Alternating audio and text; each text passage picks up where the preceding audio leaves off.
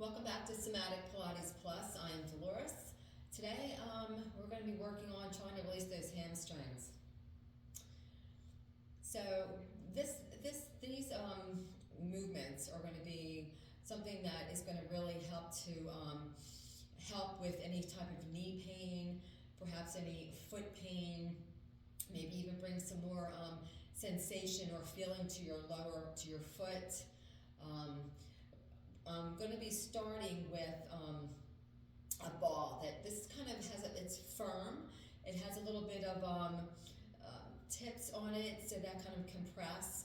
So if you have something like that, this would be a good ball to be using. If you have perhaps if you're really tight in your hamstrings, you can't even touch your toes without bending your knees, you might want to start with the tennis ball. So this is going to be a very progressive,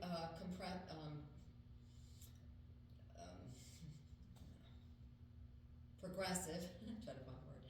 It's very progressive. So we're going to start with putting the ball, we're going to start with my right leg.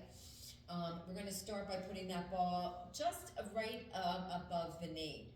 And what you're going to do is, you're going to put your hands back behind you, and you also need to have a firm surface. You don't want to be sitting on something that may have a slight cushion's okay. You just don't want to have a dense cushion, something that's big. So we're going to put our hands back behind you, and we're going to, as we straighten the leg, we're going to bend forward at the hip. So I'm going to straighten that leg, I'm going to bend forward at my hip. I'm going to feel the pressure of the weight going into that ball, and I go, okay, that's not really that bad. I can feel it pressing into the leg, but it doesn't really hurt that much. And then I'm just going to walk it up towards my hip, and I'm going to extend the leg and bend, take that bow. And you're going to go, okay, that's getting a little bit more sensitive. So, and just roll it up. So what we're trying to find are where are the spots of your hamstrings that are really tight, and you'll know as soon as you hit that spot. So when I go, like this is the bow, mine's like in the middle of my thigh, which is about the belly of the hamstring, and I can definitely feel a little bit more tightness. So you keep inching the ball up. You don't want to be sitting on it. It's about right here. That's about right here, and up to almost to my hip. I'm going to press out and take that bow. Make sure the leg is straight. You can actually flex the foot, and that's going to put more weight onto that ball. And you keep moving it up. So you may be tighter up towards the hip. You might be tighter below. So find all of the spots that are really tender for you. So once you find those spots, you're going to go, so I'm going to stay about right here. You're going to extend the leg, flex the foot, take that bow with your hip, at your hip. Hold that for about 5 counts.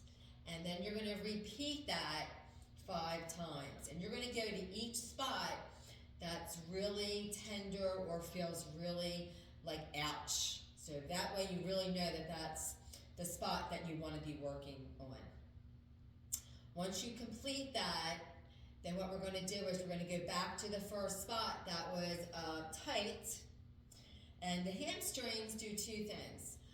They will internally rotate the leg like this. So when the foot moves out to the side, the knee goes in. You may feel a muscle here of your hip that also does internal rotation. So just try to focus on trying to get that internal rotation. And you're going to stay leaning forward. The next one's going to be external. So the ball kind of rolls across the muscle fibers of the hamstrings. So you go here and you go, okay, that's not so bad. So when you go back and you roll over that leg, you're going to go, wow, that's really tight. So that is going to be the 2 hamstrings that are what we call the sisters. Those are the ones that you're probably going to want to focus on. So I would stay forward as you go into that internal rotation. Hold that for about 5 counts. And you might even want to press the leg down into that ball That'll really help to release the tightness of the leg, and then bring the leg back. So you're going to repeat the same thing. Well, I just felt when I went over that a little lumpy. So you may feel that. So there are what's called adhesions, fascial adhesions, that will feel like a lump. You may even feel kind of stringy when it's crossing over, so it's cross-fibering the muscles. So this, you should feel when you complete all of these movements successfully.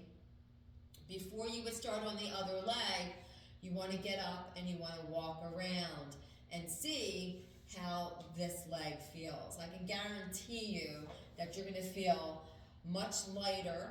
And I also want you to test the hamstrings. So you're going to come to a stand, trying to keep both of the legs straight.